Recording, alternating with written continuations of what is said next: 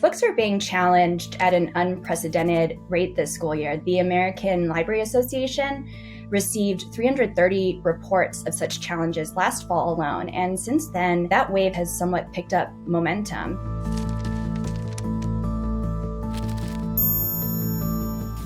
These efforts are being driven mostly by conservative politicians with the help of parents who've organized in a grassroots fashion to get certain titles removed. A high-profile recent example involved the graphic novel Mouse, and that's about the Holocaust. And school board members in McKinn County, Tennessee, voted 10-0 to remove the book from its 8th grade curriculum. So that really prompted a lot of outrage. Another aspect that's different about this wave is the focus on libraries. Book banning efforts have often focused on curriculum, but lately they've extended to entire library collections, which observers say makes the trend particularly egregious because they're not just attacking what's required as part of curriculum, they're seeking to limit optional access to titles.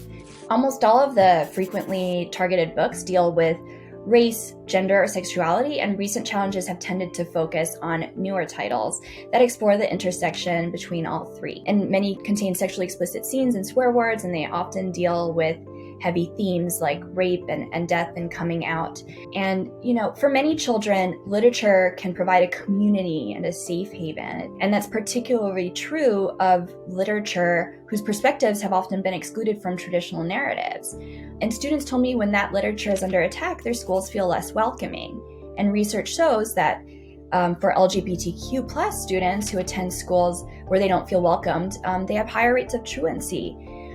Research also shows that inclusive curricula can improve graduation rates and reduce rates of suicide and attempted suicide. And obviously, book bans inherently make curricula less inclusive.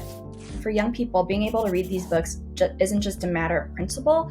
In many cases, it's existential, and particularly for children who are queer, people of color, people who just, for whatever reason, feel marginalized from their communities. There is an interesting initiative underway to distribute copies of Mouse and Beloved to frequently banned books in schools in both Texas and Virginia. So there are some initiatives underway to fill the gaps that these bans or challenges create.